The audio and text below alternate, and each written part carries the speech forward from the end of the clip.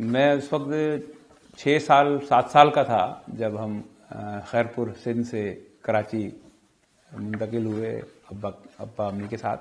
پہلے تو آ کے لیاقت آباد کے علاقے میں رہے، لیکن پھر جب وہ 1973 میں جو لسانی فسادات کچھ ایسے ہوئے سندھیوں اردو بولنے والوں کے درمیان کے، جس میں ہم گھبرا کے وہاں سے نکلے اور کسی ایسے علاقے میں جا کے رہنے کی خواہش ہوئی کہ جہاں پہ یہ فسادات سے بچ سکیں. تو ہم قائد آباد پہ آئے اور وہاں پہ آ کے ابا نے اپنا دکان کھولی اور گھر بھی وہاں پہ لیا اور وہاں ہم نے شروع کیا. اس کے بعد کافی عرصہ ہم نے قائد آباد میں مین نیشنل ہائی وے پہ ہمارا گھر تھا، وہاں رہے اور ابتدائی تعلیم بھی وہیں ریڈیو پاکستان کالونی کے اسکول سے حاصل کی اور پھر سیکنڈری اسکول بھی وہیں قریب مدری سے حاصل کی. وہاں قائد آباد کا ہماری زندگی میں ایک بڑا گہرا جو ہے وہ حصہ رہا ہے.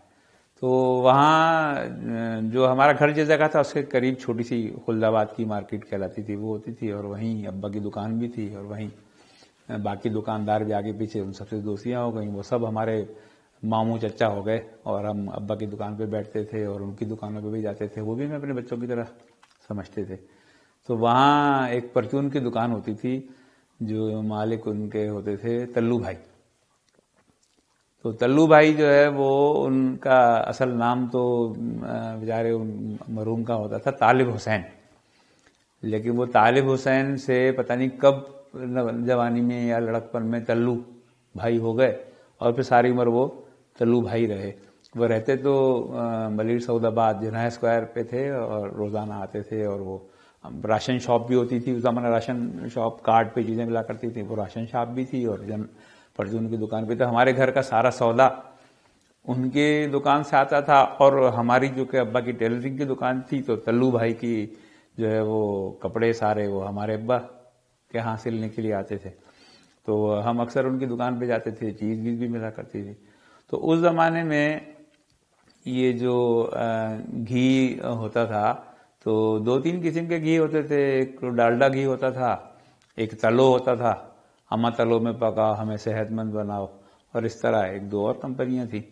تو وہ جو تلو گھی ہوتا تھا تو اس کو ہم سمجھتے تھے کہ یہ تلو نہیں ہے، یہ تلو ہے، اور ہم یہ سمجھتے تھے کہ یہ تلو جو ہے گھی یہ تلو بھائی کی اپنی کمپنی ہے، یہ وہ بناتے ہیں. تو ہم بڑے شوق سے وہ کھاتے تھے بھی تلو بھائی کا گھی ہے یہ. تو ہم وہی استعمال کرتے تھے، اور ہمارے چھوٹے چھوٹے ذہنوں میں یہ بات نہیں آتی تھی کہ اتنی بڑی انڈسٹری، یہ سب پیکنگ، یہ وہ یہ دکان میں کیسے ہو سکتی تھی.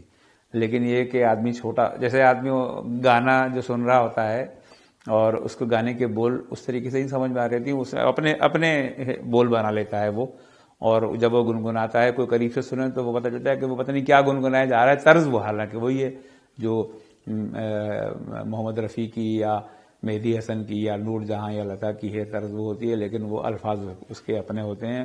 بعد میں کہیں جا کے اس کو پتہ چلتا ہے کہ یہ تو الفاظ ہی کوئی اور ہے جو میں گا رہا ہوں.